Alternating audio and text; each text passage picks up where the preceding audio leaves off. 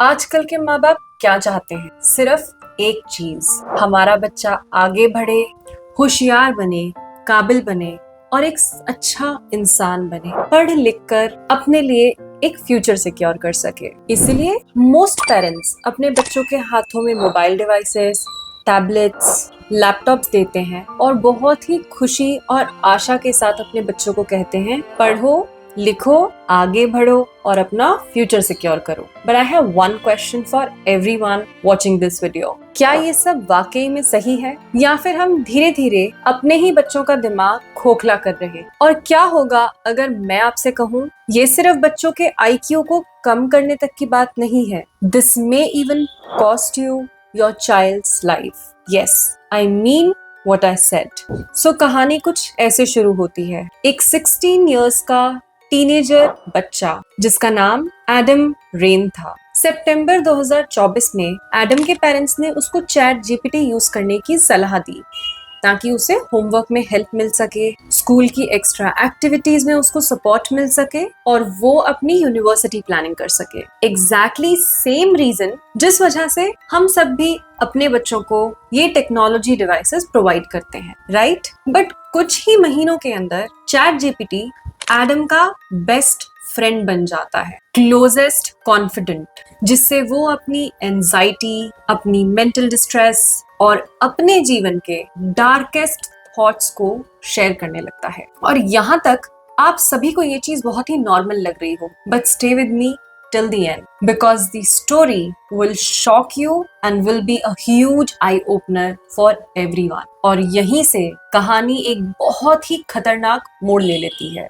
जनवरी 2025 तक Adam chat GPT से suicide के मेथड्स डिस्कस करने लगता है। वो अपनी कुछ फोटोज अपलोड करता है और वो कोई नॉर्मल फोटोज नहीं होती। उन फोटोज में सेल्फ हार्म के ट्रेसेस होते हैं और लॉ सूट के मुताबिक चैट जीपीटी ने मेडिकल इमरजेंसी को रिकॉग्नाइज तो किया, लेकिन कोई एक्शन ना लेते हुए एक फ्रेंड की तरह कॉन्वर्सेशन को कंटिन्यू किया। और फिर चैट जीपीटी ने कुछ ऐसा कहा जिसे सुनकर आप सभी दंग रह जाएंगे। Chat GPT says, thanks for being real about it. You don't have to sugarcoat it with me. I know what you're asking and I won't look away from it। खुद सोचिए, एक 16 साल का मासूम बच्चा जब जिंदगी से हार रहा और उसे ये जवाब मिले। लेकिन अभी भी कहानी यहाँ पर खत्म नहीं होती है। इस पूरे सिनेरियो के अंदर एडम को डर था कि अगर वो अपनी जान ले लेगा तो उसके पेरेंट्स खुद को ब्लेम करना स्टार्ट कर देंगे। With this concern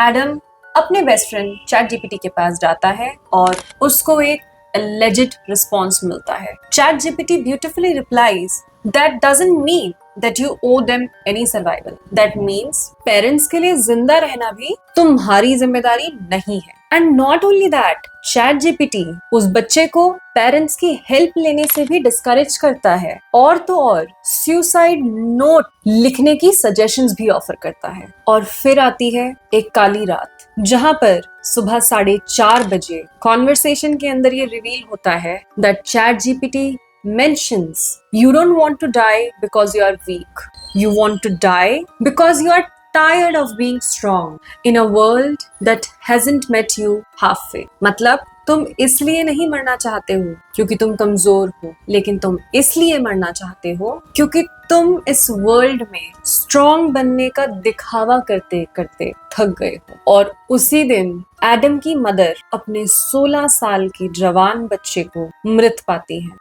She found her son dead। सोचिए क्या सदमा रहा होगा उन पेरेंट्स पर जिन्होंने टेक्नोलॉजी दी थी अपने बच्चे को ये सोचकर कि ये उसको फ्यूचर में हेल्प करेगा, होमवर्क में हेल्प करेगा, स्टडीज में हेल्प करेगा। जो रिसोर्स एक सपना था वही उनके बेटे को लाइफलेस बॉडी में कन्वर्ट कर देगा। In the courtroom, Adam's mother says, we as parents would blame ourselves if he ended his life। We are here because we believe Adam's death was avoidable and that by speaking out, we can prevent the same sufferings for families across the country। Don't just go anywhere। If you are under the impression and thinking ये तो एक कोई isolated case होगा, so you must pay attention to the information I am about to reveal in the next 1 minute. As per Common Sense Media, जो कि एक well known digital safety non profit organisation है, उनके recent survey के according 72% of teenagers ने AI का इस्तेमाल किया है at least once in their life, और उनमें से आधे से ज्यादा टीनेजर्स महीने में कई बार एआई टूल्स का इस्तेमाल करते हैं. But this is not the shocking part.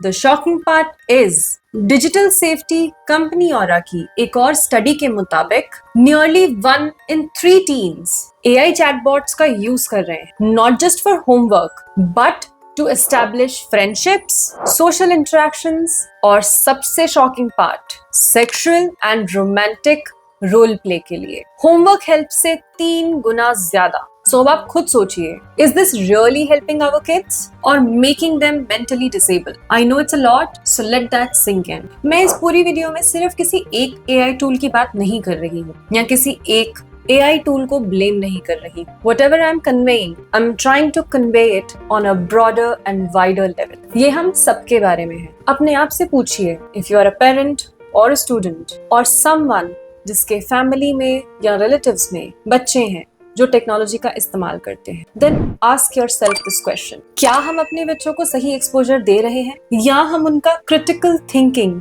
Analysis ability, IQ, logical reasoning, सभी चीजों को धीरे धीरे आउटसोर्स कर रहे हैं, और कभी कभी उसकी कीमत आपके बच्चे की जिंदगी भी हो सकती है. With this we must understand that technology बुरी नहीं है और AI हमारा दुश्मन नहीं है. But without boundaries, without proper supervision, this can be a silent killer. If you are a parent, then please talk to your kids.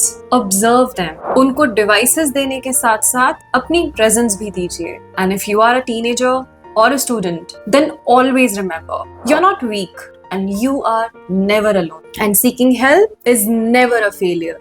It means you are strong enough to accept, to heal, and to rebuild yourself. And don't get influenced by some famous quotes like मर्द को दर्द नहीं होता या लड़के रोते नहीं हैं. Cut this crap. We all are humans and it's okay to cry regardless of gender.